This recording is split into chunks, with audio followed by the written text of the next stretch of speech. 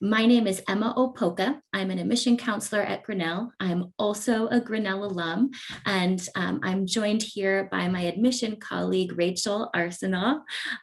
She's waving at you saying hello. We're here to help facilitate this session, but I am actually going to be passing you over to my colleagues in our Center for Careers, Life, and Service. This is a really wonderful office on campus here. We call it the CLS for short, but there are lots of really great opportunities that this office is getting you connected up with. And they just work with you in a variety of capacities to help you prepare for life after Grinnell as you're preparing for post-graduation. Specifically today, we have three wonderful folks who are going to talk with you about career advising. Donna Miller directs our exploratory advising program at Grinnell. So she's going to be telling you a little bit about how we connect up with you when you first get to campus and start talking with you about your future. Then we'll also be sharing from Sarah Barks and Leslie Bleichner, and they are directors of some of our career communities at Grinnell. They will tell you more about those career communities and the programming that they offer through those. So without any further ado, I'm going to pass it off to Donna to get you started. Hi, everyone. It's very nice to almost meet you. I look forward to meeting you in person in the fall. As you just heard, I am the director of the exploratory team. So we are very fortunate to have a large office. There are about 24 of us. As you see on the screen, we're called the Center for Careers, Life, and Service. And truly, what we care about is what you care about for your life, what you want. So that includes everything from working during college, volunteering during college, summer experiences, all of those things. We also care about you after you leave, after you graduate Grinnell. So our team is composed of 5 groups: advising and exploration, which I'll tell you about in a moment; career communities, which you'll hear about after I've spoken with you; service and social innovation, which is concerned with your civic life, including volunteer positions, paid positions that you can have at Grinnell, working with nonprofit social service agencies and government agencies in the community; global fellowships and awards, which includes everything from having a 2-year postgraduate experience to getting a fellowship to travel around the world after you graduate, to fellowships that you can achieve while you're a student at the college, and employer engagement. And they take care of outreach and working with employers. So all of the job postings that you'll see on our handshake system, all of the employers who want to meet Grinnell students and chat with you about various career opportunities, summer internships, employer engagement takes care of all of that. Next slide, please. Okay, so exploratory advising. My team consists of 4 advisors, and we are the first people from CLS that you're going to meet when you get on campus. But we actually will connect with you before you even arrive on campus. So one of the things that is unique about Grinnell is that we, as an office, do not sit there and wait for you to come to us. We want to know you, we want you to know us, and we want to serve as a real resource for you, starting from your very first year. So each one of you will be assigned to an exploratory advisor. We will contact you before you get on campus. We will meet you during new student orientation, and sometime during your first semester, we will meet with you individually for at least an hour. We are assigned to your tutorial. So many times your tutorial professor will invite the exploratory advisor for that tutorial to come in and chat with you about additional matters. And what we care about is finding out who you are, what you enjoy, what makes you tick. We help you explore career options. We help you figure out what you want to even think about doing, and how to have those experiences that will help you decide, yes, I really do like this, or no, that's not really what I want to do. We work with you all through your first year. And then we continue working with you until you have decided on a particular career path. In some cases, it may not be until your senior year that you've decided on a particular career path. But we will be there for you the entire time. We will pursue preliminary goals with you. And what we mean by that is, let's say you want to learn more about um, a science career. So we have many alumni who are very involved with our current students, and we can help you figure out how to connect with them, how to ask them the kinds of questions, and gain the experiences that will help you explore that career path. We also administer something called um, it's really a job shadow, but we call it an externship. So that's something that you have the opportunity to pursue during spring break. And we have many alumni who volunteer to host current Grinnell students at their jobs and in their homes, or virtually, depending on what the needs of that alum host are and the needs of you as the student. So you have the opportunity to see what the day in the life of an attorney is like, what the day in the life of a practicing physician is like, and actually go to their job site with them, meet their colleagues. And we are expanding the program greatly to include virtual externships. But just know, in the past, our students have consistently gone to Micronesia, to China, to Australia, to I think London last year. Um, and there is financial aid available to get you to these opportunities. So it's a great thing to do. We'll also talk to you about all of the resources that are available at Grinnell College that will help you in your career exploration, and the resources available to you to help you learn the process of looking for jobs, exploring graduate school, whatever it is you need.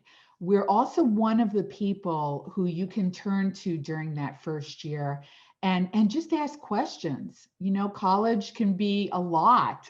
It's a really new experience, and you have people available to you who will help you figure out whatever it is you need to know. So again, I will be the exploratory advisor for at least some of you. Everyone who works on my team loves to work with students.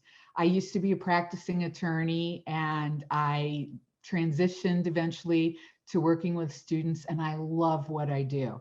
So all of us are going to be very, very happy to help you along the way, and we're excited to get to know you. I will turn this over to Leslie, who will talk about career communities. Hi, everyone. My name is Leslie Bleichner.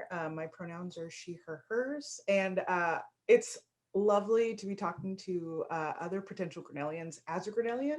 I graduated from Grinnell in the class of 2007. And while I was on campus, I majored in sociology and mathematics. And now I direct the education professions career community, which so Donna talked about how you spend your first time or your first year exploring your different interests, exploring, what you think you want to do, what you may want to do, what you know you want to do. And as early as the end of your first year, you can join a career community. There are 6 other folks just like me. You'll meet Dr. Marks in just a second, but we direct communities in these 7 different areas. Rachel Edwards Harvith, excuse me, she's also an alum, class of 2007, or 2000, excuse me. She directs the Arts, Media, and Communications career community. Mike Lawrence directs the Business and Finance career community. I have Ed Pros. Maureen Fitzgibbon directs the Government and Social Service career community. Mary Jane Schroyer directs Health Pros. Julie Foster leads all of us. She's the executive director of all the career communities, but her specialization is the law career community. And then Dr. Barks directs the STEM career community. But basically, we all have industry knowledge in these various areas, and we, provide opportunities to network, to develop your skills in these particular industry areas so that you can feel prepared and empowered to go pursue your goals, your professional, civic, and professional goals, or personal goals, excuse me, in these different areas. Next slide, Emma. So basically, we do specialized advising. Like I said, we each have expertise in our different areas. Speaking for myself, I've been in education my entire career. Like after I graduated, I went and taught history and math in Massachusetts. And then I've been in higher ed, I've been in the nonprofit space, I've had an independent consultancy. And so I've seen a lot of different areas of the world of education. And so with our students and the varied interests that they have, I have a lot of connections and access points. And so we meet with a lot of folks one-on-one to figure out what they want to do, who we need to connect them with so that they can pursue their own unique path. We assist again with networking, skill building, and experiential learning. And so we do a lot of workshops on how to build and craft a really quality resume, how to build and craft a really quality cover letter, how to network, how to utilize LinkedIn in a really positive way, how to build your online portfolio, anything that's sort of directly and niche based to what your interests are really important. We provide a lot of mentoring through the job and graduate school application process. I know for me in the fall, I'm super busy with helping folks go to grad school. And so we have a whole timeline where we start as early as your first year, sort of thinking about your interests. How do you start to decide, like, is grad school for me? What kind of grad school? Do I want to get a master's degree? Do I want to go on and get my doctorate? Do I want to take a gap year? Do I want to go right away? What entrance exams do I need to prepare? How is my personal statement looking? We are as hands-on or hands-off as you want to with that process, providing resources all along the way. And then we love to interact. As Donna said, we are all really student-centered, and we do the work that we do specifically to be with students. And so there are opportunities to go on treks, which we travel to different places, connecting with alumni, connecting with other industry experts to see in a really in-depth way, what does a life in education look like? How did you get there? Where are you hoping to go, in your current role, in your next role, et cetera, et cetera. We also host symposia on campus. And so bringing industry experts to Grinnell, both in person and, because of the pandemic pivot, we've done so virtually as well. And then we offer a variety of different workshops on interviewing, on getting that internship, getting that job, getting into grad school, making the most of your volunteer experience, et cetera, all while connecting with peers who are like-minded in a special way. Next slide, Emma. And so I'd love to shout out Ed Pros. I've been in the role now for almost 2 years. And so this picture is from a trek that they went to Boston. So this is prior to my coming to Grinnell, but I've worked closely with a lot of these students. And so while they were in Boston, they got to visit a variety of different schools, a charter school, an independent school. They visited a couple of graduate programs in the area, and also had an opportunity to connect with our other Ed Pros cohorts. We have sibling programs, I'll call them, at the University of Chicago and at Amherst College. And so we got to meet up with our Amherst colleagues, and again, to have that peer-to-peer conversation about, what does it mean to be a student who's pursuing education and a career in education in different regions of the country. Every year, I say every year, I've done it twice now, but I've taken a group of students to the University of Northern Iowa for their annual education summit. Again, to connect with other folks around the state, specifically of Iowa, to talk about the changes that are happening in the world of education, particularly around social justice. And our on-campus symposium that we pivoted to a virtual symposium last year was about like liberation ideology in education, where we brought Dr. Bettina Love, who is an acclaimed author and professor at the University of Georgia, to talk about her book, We Want to Do More Than Survive. And then we connected with various practitioners, teachers, ed leadership, school counselors, and folks in the nonprofit space about what does it mean to truly be free as we pursue a career in education. So that's just a small tidbit of what we do in Ed Pros. And so I will turn it over to Dr. Barks for them to talk about what they do in their community. Thank you very much, Leslie. And Emma, you can go ahead and hit the next slide. So hi, everybody. My name is Sarah Barks. I use they, them, theirs pronouns. And my background before coming to Grinnell was in research science. So Leslie mentioned that those of us who direct career communities all have industry expertise. I was a comparative neuroanatomist before I came to Grinnell. And I've been here about 6 years now and just love this community, love the students that I work with, and love all of these awesome career community activities that I've been able to do with my STEM career community. So, Leslie was just talking about one of the treks that the Ed Pros group has gone on. I had the thrill of leading a STEM career community trek to Seattle a couple of years ago, where we visited alumni and other professionals working in data science. So we got to go to Amazon, Microsoft. So you can see here, these are our students at the Microsoft campus in Seattle. We went to Boeing and the National Oceanic and Atmospheric Administration, learned about a lot of different ways that Grinnell alumni are using their liberal arts education in data science settings.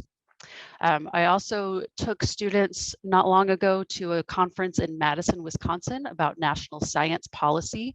So all about the intersection of scientific research and government policy, educational policy. How do we talk about making an impact in science via research and policy? We've done a couple of symposia on campus. One of them was the Public Engagement in Science Symposium, where we talked about informal science education, science communication, work in museums, zoos, that kind of thing. If any of you have ever seen the YouTube channels Minute Earth or Minute Physics, check them out if you haven't, but those were founded by Grinnell alumni, and they came and talked to us about their work in science communication. Every year we host I Love Data Week on campus. That's a national program that we participate in here at Grinnell. We've had lots of alumni working in data journalism, representatives from the Census Bureau talking about the US Community Survey. And we do a lot of connections with alumni because we've got alumni working at all kinds of cool places, doing lots of different things in STEM. We've had alumni working at NASA come and visit us on campus.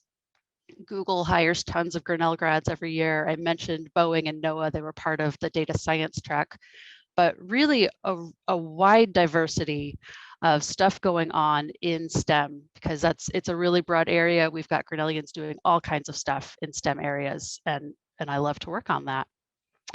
On the next slide, Emma, I will tell you a little bit about some of our other career communities. So we didn't want to cram this panel full of all of us, but I do want to give you some highlights of what our colleagues are doing in the other career communities that Leslie mentioned.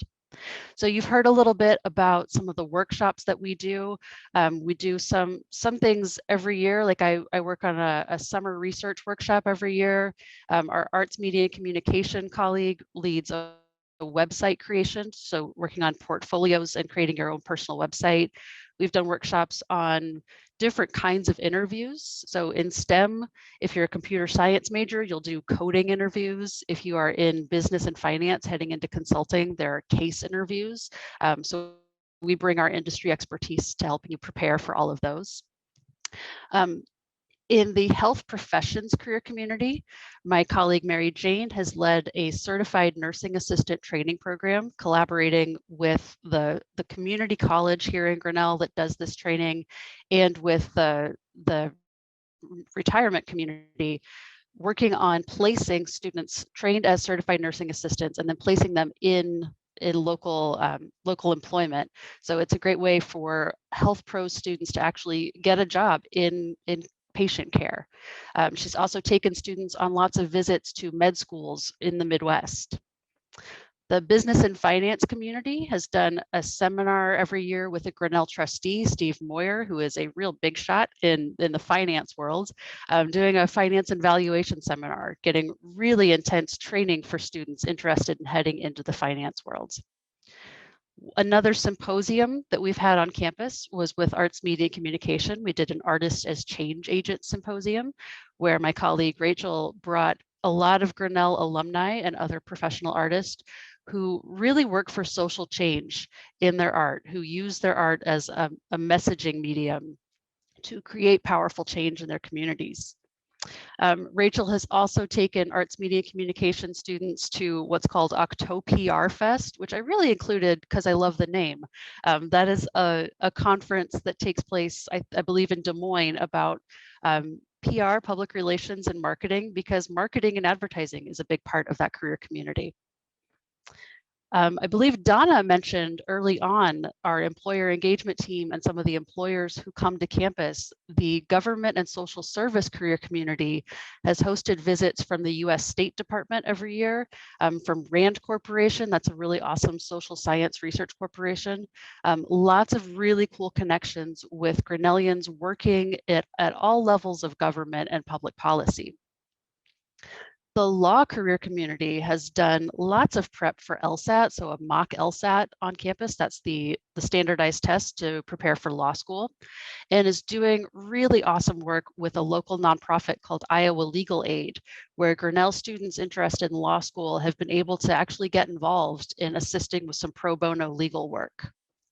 So I just want you to have a sense from this of the diversity of things that we do in the career communities, the different kinds of exposure to different industries and skill building that you really will be able to work on with our group here. And on the next slide, I want to give you a sense of how do you get to know what Grinnellians do after they graduate. So this is available, if you haven't seen this yet, on our website. It's a really excellent tool to explore what do Grinnellians do after they graduate. So if you go to grinnell.edu, and then over on the right side, there's a tab that says After Grinnell. And on that drop-down menu, select Graduate Outcomes. And this will show you some recent graduates. It goes back to class of 2016. What do they do after they graduate? So you can see Grinnellians' jobs, grad school programs, postgraduate service. You can also see their experiential learning. So what internships, what summer research did they do? You can see this for all grads, and you can also look by major. So if there are certain majors that you're thinking, maybe this is what I want to do at Grinnell, you can look at that and see what have past Grinnellians done in that area. So I recommend exploring that resource. It'll kind of give you a sense of what might Grinnell set you up to do in the future. And Emma, I believe that's our last slide. So I think we are ready for any questions. Wonderful, wonderful. Thank you so much for sharing all that information. I want to encourage people, if you have questions, please drop them in the chat, and then we'll direct them to Donna, Leslie, and Sarah here. I do see that one question already came in. So, and I'm not sure which of you would like to reflect on this, or maybe multiple of you, right? But the question that came in is related to, what sets Grinnell's career advising opportunities apart from like our peer schools? And of course, what comes to mind for me off the top of my head is what Sarah was just touching on, right? Is the kind of diversity of opportunities that are being provided. I feel like, we do have a really robust approach to career advising and to post-graduation planning just in general. But I would love to hear what you three think about this. Yeah, who would like to start? Ooh, Donna, go. Oh, well, I'll start simply because Grinnell is one of the few schools that puts a lot of resources into and pays a lot of attention to first-year students. And we do that not to try and force you into deciding what you want to do when you graduate from college. That's not what we're about at all. But we do want to provide guidance and resources so that you can really start that exploration process from the very beginning. That exploration process not only includes internships or externships with alumni where you job shadow them, it also includes things like assessments that we can administer that can help you match your natural preferences to the preferences of people who are happy in their careers. It includes just helping you navigate the exploration process. And it isn't something you want to put off until the week before graduation, because here and I'm not a Grinnell alum, unfortunately. Leslie can speak to that. But certainly, I believe that Grinnell alumni are unusually connected to their school, their community, and to current Grinnell students. So it's an amazing community of people who want to be there as resources for you. But we've all been to college, and I remember how incredibly intimidating it was to reach out to complete strangers and ask for assistance. So your exploratory advisor is here in part to help you learn how to navigate that. So you're not just told, oh, go and connect with alumni and ask them questions. Oh my goodness, how do I write an email to them? What do I say? How do I find them? These are things that we're going to work with you on. And I think that that is something that's pretty distinctive about Grinnell.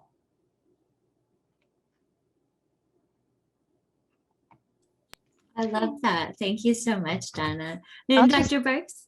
Yeah, I'll just add on to that, like echoing, of course, everything that Donna said. I also think like this is sort of alluded to in Donna's answer, but I think just the sheer number of staff, I think our size and the resources that we have, we are an enormous career center for a college Grinnell size. And, you might think about statistics about colleges, about their faculty to student ratio. We have a really remarkable career advisor to student ratio at Grinnell. So it's not only just the access that you have as a first year and lots of resources to get started on your career exploration. We also have lots of resources for every step of that process and to support you after you've graduated. Alumni still have access to the CLS and our advising and our resources. So I think it's just a matter of scale that really sets us apart. Yeah, I was trying to find this statistic that Mark Peltz, who directs our CLS in whole, shares about just the amount of meaningful contact that students have with the CLS during their time here and how that relates to other schools. I believe that the stat that he has shared is that our students tend to interact at a rate that's twice as much as the interaction that students have at peer schools. So yeah, I do think that's really striking. We're seeing some more questions here come in. So a question that I want to pass to you now is sort of kind of thinking about timeline. of how students are interacting throughout their time here. Do you find that students have attained the requisite skills or knowledge to find internships and research opportunities after their first year, or is this more something that they can pursue after like second and third year?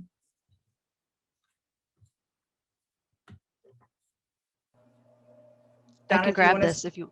Oh, Yeah, okay. I'm just trying to unmute myself because you'd think after a year of being online, I'd be more adept at this. But yes, our first year students are recruited by employers, for-profit employers, nonprofit employers. They have a lot of opportunities to do many things. Having said that, there are constraints. So Sarah, Dr. Barks can speak to this better than I can, but there are research laboratories. You know, there are certain employers who need you to have requisite skills that you may not have gained during your first year. But one of the things that we do is work with you to figure out things that you can do during your first year that will help get you up to the level that you will need to be to achieve those goals later on. First year students do a wide variety of things all over the world. There are domestic opportunities, there are international opportunities, and we're fortunate that Grinnell is able to help fund students to do those, to take advantage of those opportunities, so that just because you are working with a not-for-profit, you know, does not mean that you have to spend your evenings also waiting tables to be able to take advantage of that opportunity. I'll tag on to that also and just say one of the things that we do is help students identify opportunities that are appropriate for their developmental level.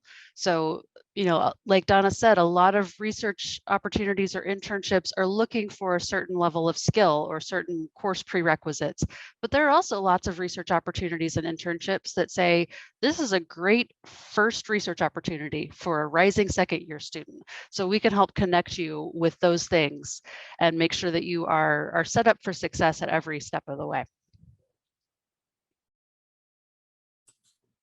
Yes, yes, absolutely. I think that that is that's something that I hope you are noticing kind of across the board about Grinnell, is that we do have a really individual approach in general. You see it in terms of our curriculum, residential life advising, and of course, yes, career advising, right? These folks are going to be pairing you with appropriate opportunities. And I do see, Sarah, that you had answered a question here in the chat about, are there opportunities for Grinnell students to work or volunteer with paramedic services locally? And the answer to that is yes. Many of our students have worked as EMTs in the community. Another question that has come in, and I'm not sure I guess I'm not sure what the answer to this would be, but are there some employers or companies that are regularly on the list of folks that are visiting campus to meet with our students? Or does it really vary year to year? If there are some trends there, would you mind sharing if there are any of those companies that, like, you know, you can expect to interact with while you're at Grinnell? One of the big ones that comes to mind is Epic Systems in Madison, Wisconsin, which is a software development company for healthcare settings. Epic hires tons of our grads. I mentioned Google, Amazon, Facebook recruit on our campus every year. Goldman Sachs is another one that is a big employer for us. Morningstar, which is financial services, not veggie burgers. They hire Grinnellians. That's a company in Chicago. So those are some of the big ones on the like STEM and tech side. Leslie, were you going to jump in with some others? Yeah, I would say that Teach for America, the Peace Corps, are frequent flyers. I work closely with those recruiting teams every year for folks that are wanting to, and City Year. Those are my big three, Peace Corps, City Year, and Teach for America, come and recruit on campus every year. But I also know that we are very fortunate to partner with a lot of grad programs. And so the University of Iowa will come often for their various graduate programs, as well as, far-flung institutions as well will come and get to know our students because they know that there's a really robust talent pool here. So we have recruitment from government agencies. And so there is some variety, but there are some frequent flyers that come every year that we look forward to working with and introducing our students to. Wonderful, wonderful. All right, so keep the questions coming in. We have a few more minutes for a few more questions. I am seeing a question in here about pre-med advising. And so the first thing that I would say is that contact information for most of the folks that work on our campus can easily be found online. And, please do reach out to department heads of specific academic departments you think you might want to be involved in to learn more about what our program is like, or some of these career community directors, because they could talk with you a little bit more one-on-one of what that looks like. I'm not sure, Sarah or Leslie or Donna, do you have any thoughts that you want to share about pre-health advising, or would you prefer we kind of pass that on to the director for that program? I can cover pre-health advising kind of quickly. That is one area where we really make an effort to start early. So, we've kind of talked about first year students you explore, and then in the second year or beyond, you come to the career communities. But a lot of times pre-med students are like, no, I got to go to med school. I got to be set up for success. And we work on stuff in the first year with those students. There's both the health professions career community in the CLS. There's also a faculty group called the Health Professions Advisory Committee. And I recommend looking up HPAC on the grinnell.edu website to find more information about them. But it's, I'm going to echo a lot of what you've heard already, which is that if you are headed for med school or another health profession, we can get you started early, making sure that you are taking the right prerequisite classes, finding research opportunities, finding opportunities to volunteer in patient care settings, and then support through the application process. Wonderful, wonderful. Thank you, Sarah. And Rachel did just drop in the chat links to the Health Professions Advisory Committee and a little bit of data on, med school acceptance rates and stuff like that. So please check out those links. Okay, this is a really wonderful question that has come in here. So, this is from a parent, talking about how their student has so many different interests that span chemistry, environmental science, computer science, and I think that's something that is not uncommon at Grinnell. Our students do come in with a wide range of interests or develop a wide range of interests here. And we like to support students' diverse interests. But then the question is, how do you help best decide what to focus on for research or internships or externships or these different opportunities when you have so many diverse interests? I can at least start with that because this is something we encounter all the time. Grinnell students are so bright and so involved with their world that, yes, they usually have too many interests and it can feel overwhelming. But I love working with students with so many interests. We talk to you. We work with you to find out what it is you've done that you've enjoyed. What is it about a particular experience that got you energized? There's a lot of personal, interpersonal work that goes on, to figure out how you're going to narrow down your interests. And we also use some assessments, which I mentioned very briefly before, which can also help.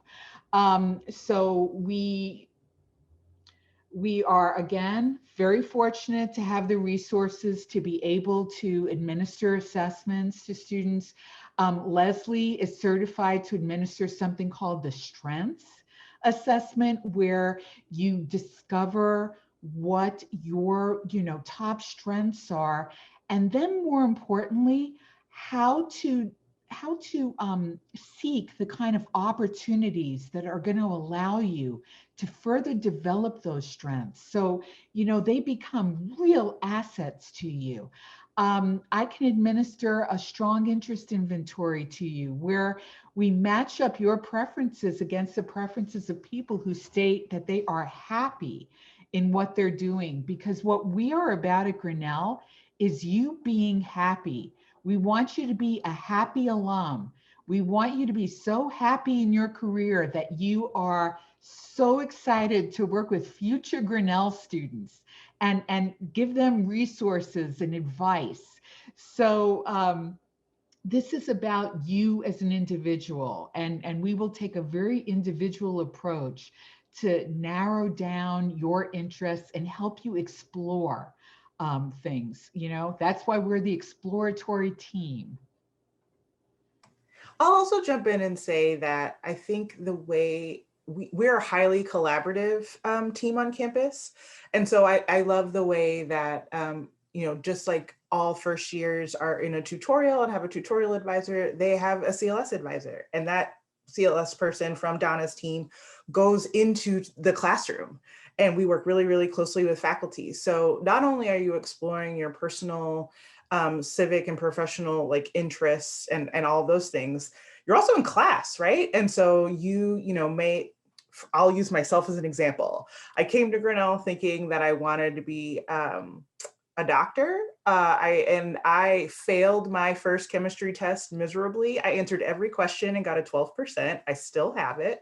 And so I was like, maybe this isn't for me. But I worked really, really closely with not only my chemistry professor, but also folks in the CDO, because I was like, this isn't going to work. So what is going to work?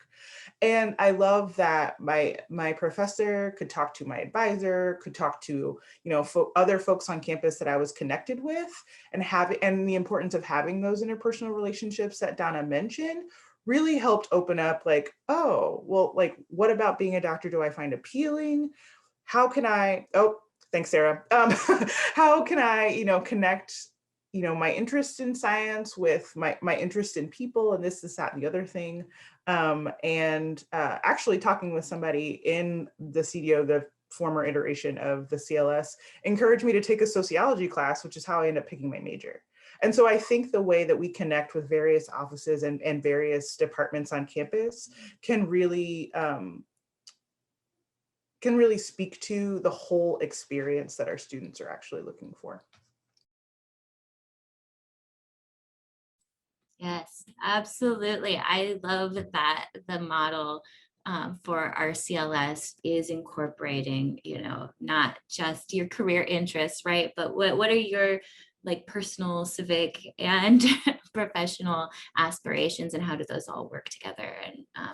And I love that the setup allows for that communication and collaboration, like you're mentioning, Leslie, amongst advisors and amongst other campus leaders and partners across our campus. All right, so we are getting right here to the end. I think we did get through all these questions. Thank you so much for submitting them. So today, of course, we were focusing on kind of, that career advising piece. But as we were just talking about, our CLS encompasses a lot more than career advising. Last week, Mark Peltz, who directs the CLS, led a session similar to this, but on the CLS as a whole. And if you didn't get a chance to tune in for that session, I'd encourage you to visit the admitted student webpage, because the recording will be put up sometime this week for that session. So you can kind of go back and watch and see what are the other pieces that exist within this office. I want to say thanks so much to Donna, Leslie, and Sarah for sharing. And thanks so much to those of you who took some time out of your day to join us. My best to you, and I hope that we'll be talking soon. All right, bye.